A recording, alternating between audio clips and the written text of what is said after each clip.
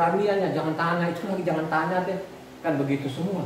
Terus dampaknya tadi saya belajar kitab suci, dampaknya apa? Oh, dampaknya luar biasa. Sekarang kalau istri orang takut, nggak mau, dosa namanya. Ya, mau ke diskotik lagi, oh gas saya nggak mau. Itu namanya dosa, saudara. Ya, dampak dari saya belajar kitab suci itu apa? Wah, banyak sekali, saudara. Saya adalah perokok kelas berat, minum kelas berat, gitu. Berat semua deh, gitu. Namanya tempat maksiat itu kan, waduh, dari nama diskotik kelas kambing sampai namanya kelas bintang itu, saudara, sudah masuk keluar, gitu. Itulah dampaknya.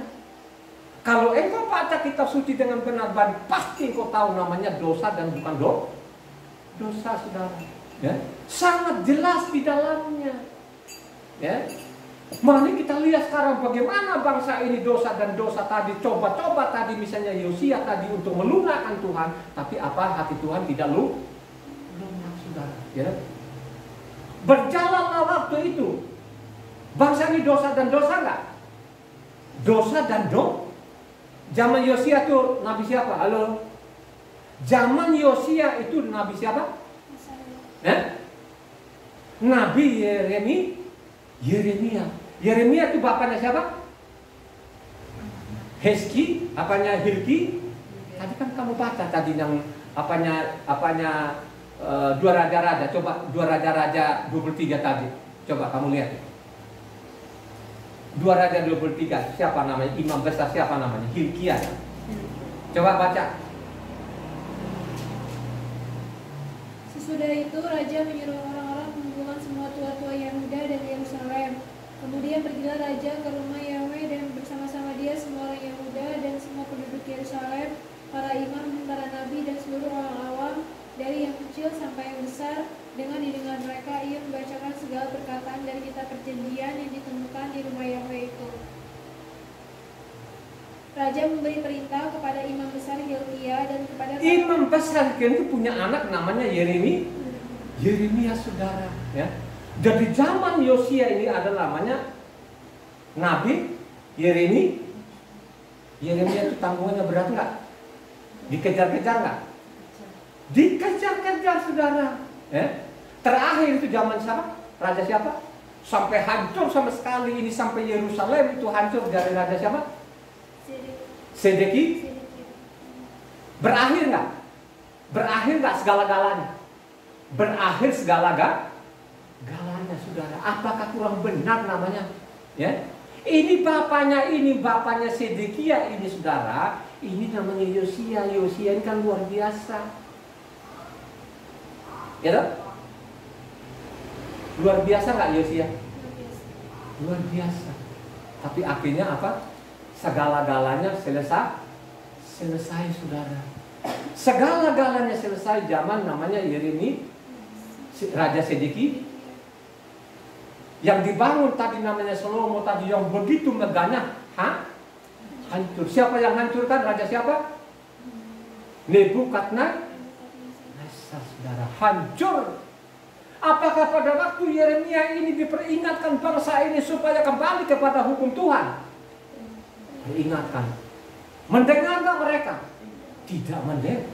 Dengan menutup namanya telinganya, saudara. Ya. Makanya kalau aku baca selanjutnya namanya zaman namanya imam kata Nabi Yeskiel kini. Zaman Yeskiel kupingnya mereka buka nggak? Tidak juga, Bu. Makanya dibilang bangsa mana pemberontak. Coba, ya. Zaman Yeskiel itu zaman pembuangan atau masih di Israel? Halo. Zaman Yeskiel itu sudah pembuangan atau belum pembuangan? Jadi sudah pembuangan, sudah ada di Babel, saudara.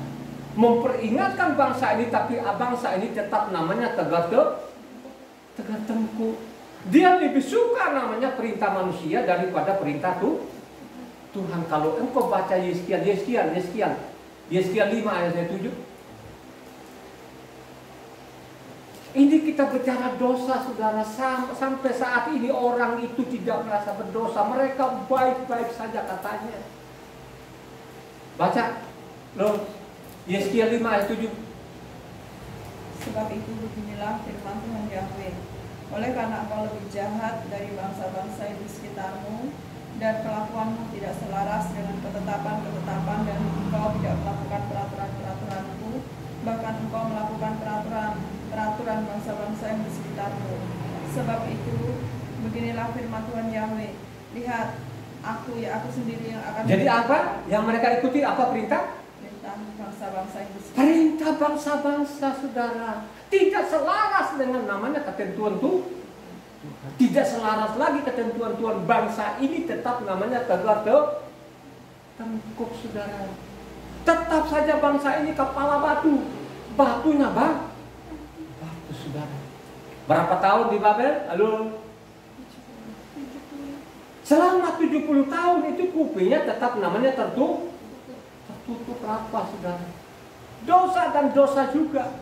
Ketahuan dari mana? Gitu? Ketahuan dari mana? Makanya perlu sekali kita baca kitab suci dengan benar, dengan baik, sehingga kita tahu ya, apa katanya Hosea. Hosea dengan Yesaya itu satu zaman nggak? Halo? Hosea, Nabi Hosea dengan namanya Yesaya satu zaman nggak? Satu zaman. Karena Hosea juga dari zamannya Usia, Yotam, Ahaz, Hizki. Berarti namanya Hosea dengan namanya Yesaya ini satu zaman. Nubuatannya Hosea benar nggak terjadi? Nubuatan namanya Hosea ini, coba kita baca. Kita baca Hosea 4 ayatnya 6-7. Perhatikan baik-baik. Hosea 4 ayat 6-7, coba keras. Umatku binasa karena tidak mengenal Tuhan, karena engkaulah yang menolak pengenalan itu, maka aku menolak engkau menjadi imamku, dan karena engkau melupakan pengajaran Tuhanmu, maka aku juga akan melupakan anak-anakmu. Makin bertambah banyak mereka, makin berdosa mereka kepadaku, kemudian mereka akan kutukar dengan kehinaan. Loh, luar biasa. Makin bertambah bangsa ini, makin berdosa. Itu nubuatan terbukti nggak? Halo? Nubuatan namanya Hosea ini terbukti nggak sampai saat ini? Terbukti. Jadi makin bangsa-bangsa Israel makin banyak, makin berdosa. Coba bayangkan aja sekarang orang Israel kalau menyembah Tuhannya bagaimana? Berlutut nggak? Tidak berlutut kan? Kalau menyembah sekarang itu kan begini kan, terus kalau dia menyembah sekarang begini, itu namanya doa tanggung namanya. Jadi doanya sekarang orang Israel cara penyembahnya begini, ya. Jadi gini dulu. Ini kan nggak jadinya, ngangkat lagi baru begini. Itu sekarang mereka modifikasi, ya. Jadi sekarang banyak sekali sekte-sekte di Israel. Taurat itu mereka sudah abaikan, yang mereka tongolkan apa kalau kita apa? Sampai saat. Jadi nubuatan namanya Hosea ini benar-benar terjadi. Sudah ribuan tahun sekarang mana bait sucinya kan nggak ada kan? Ya. Makanya pada waktu bangun Salomo dulu, kalau engkau baca di 1 Raja-Raja 9 sana, ya. Ini yang kau bangun, oke lah saya memberkati kan. Tapi ingat baik-baik ya, yang kau bangun ini ingat baik, jangan sampai menyimpang dalam kebenaran, atau jangan sampai melupakan aku. Kalau engkau melupakan aku dan kau abaikan namanya perintahku, makanya apa yang kau bangun ini akan saya hancur. Hancur nggak? Ada nggak satu batu sekarang? Tidak ada lagi batu satupun. Ya, zaman namanya Nebukadnezar itu dihancurkan. Nah, pada waktu dia datang di bumi ini, apakah orang Israel mengenal Tuhan lagi? Tidak mengenal. Mengenal nggak Tuhan? Ada nggak yang melakukan Taurat pada waktu dia datang di bumi ini? Tidak ada yang melakukan Taurat lagi. Tidak mengenal Tuhannya lagi dan tidak melakukan juga. Itulah tadi yang mengatakan keledai itu mengenal lalu. Tapi bangsa ini tidak. Inilah ada nubuatan dan benar-benar terjadi sampai saat ini. Nubuatan juga pun Hosea demikian juga terjadi, saudara. Makin bertambah bangsa ini makin berdosa. Ya. Maka saya bilang tadi ini, apakah pada waktu pembuangan tadi itu sadar nggak? Tidak sadar.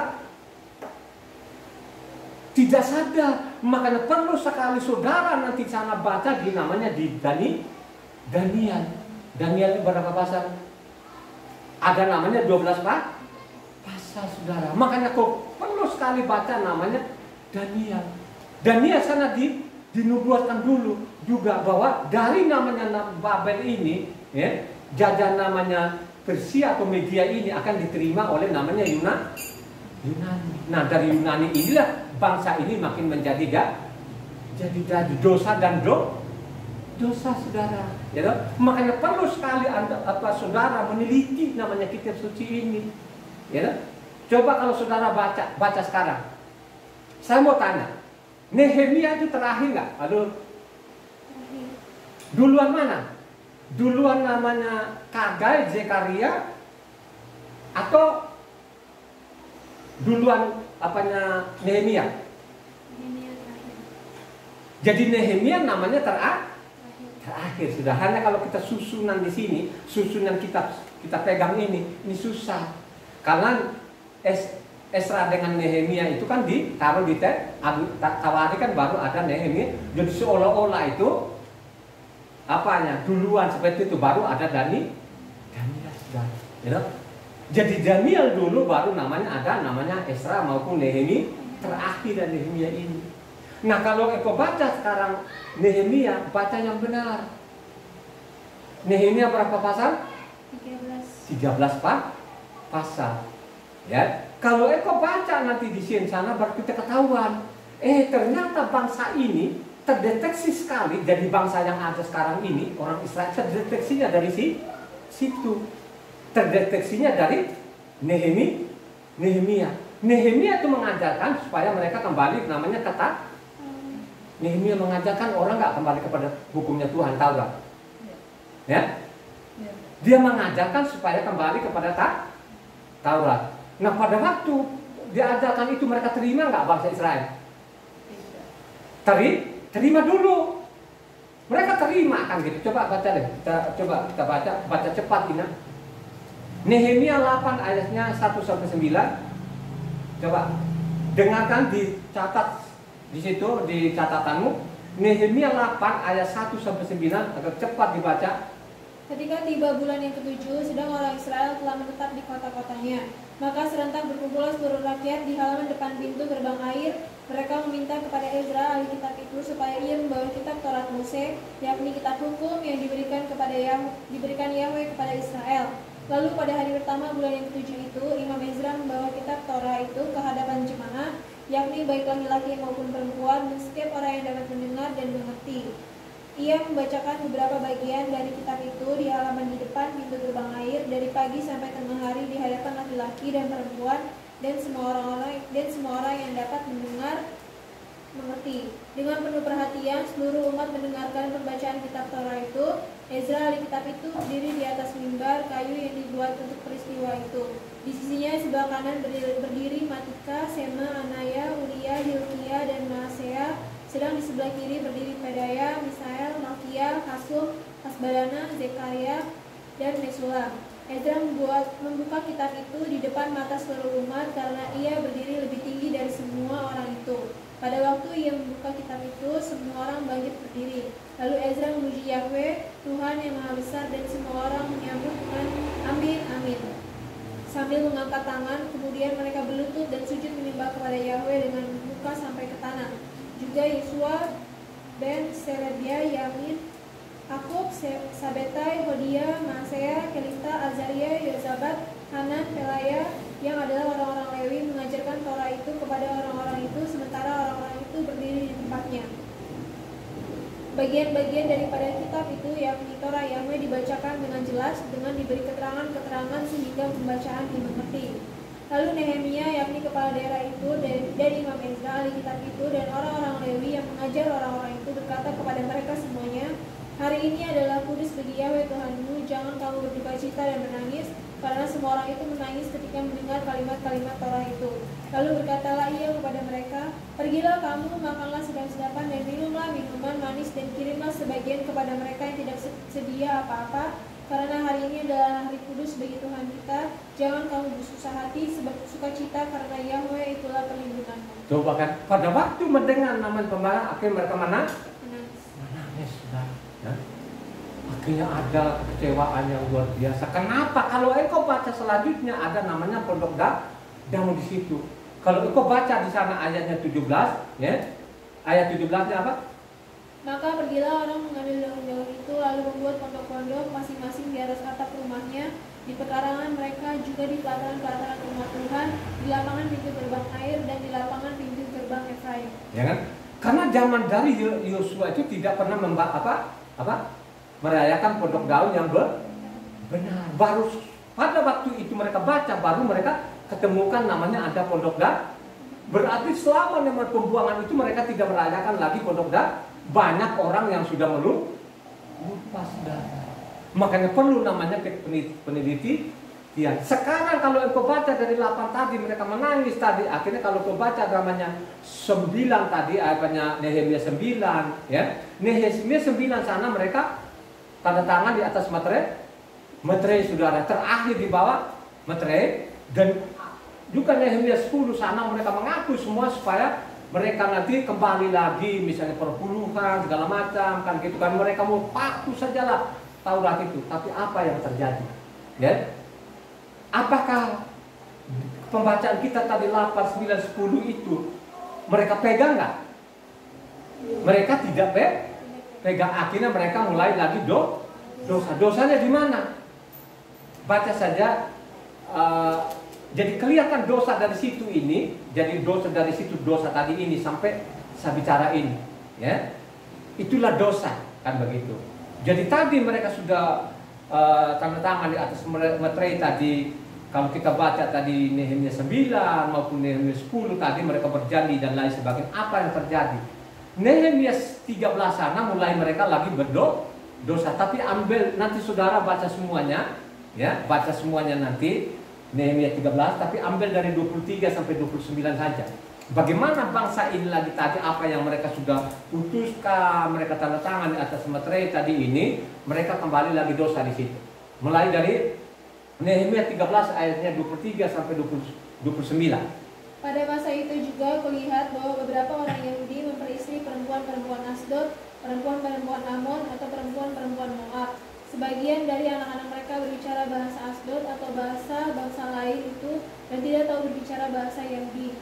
Aku menyesali mereka, kutuki mereka, dan beberapa orang di antara mereka kupukuli dan kucabut rambutnya, dan kusuruh mereka bersumpah demi Tuhan.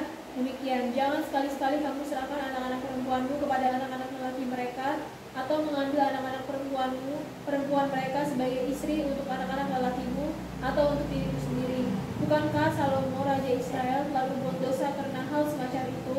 Walaupun di antara begitu banyak bangsa tidak ada seorang raja seperti dia yang dikasihi Tuhannya dan diangkat oleh Tuhan itu menjadi raja seluruh Israel, namun dia pun terbawa ke dalam dosa oleh perempuan-perempuan asing itu.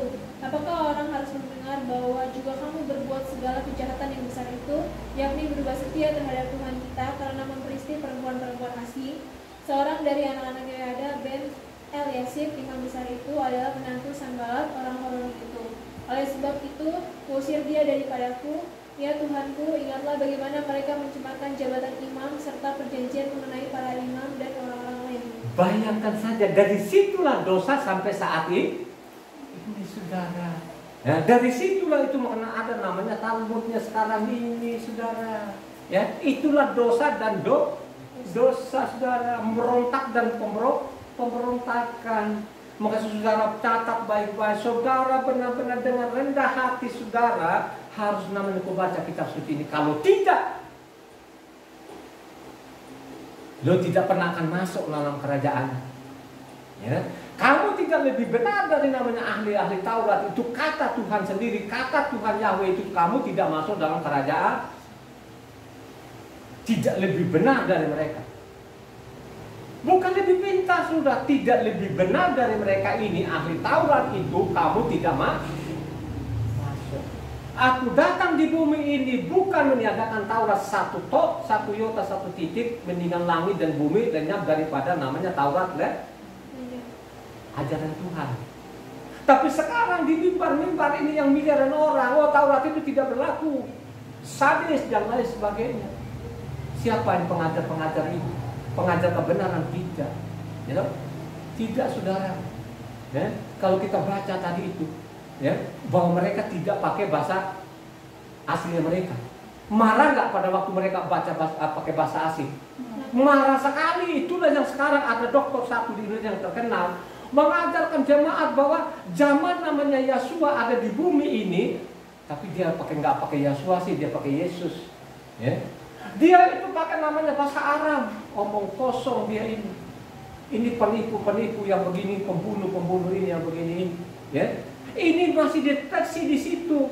Ya. Pada waktu dari itu benar-benar saya cabut rambutnya mereka karena mereka tidak bicara lagi pakai bahasa Yahuda.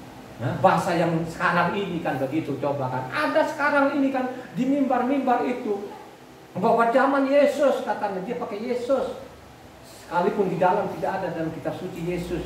Yang ada itu adalah Yahweh itu sendiri yang datang di bumi. Kalau orang bertanya sama saya, kenapa lo mengatakan bahwa dia adalah Yahweh itu sendiri? Saya punya pasal dan punya ayat, bawa kitab suci.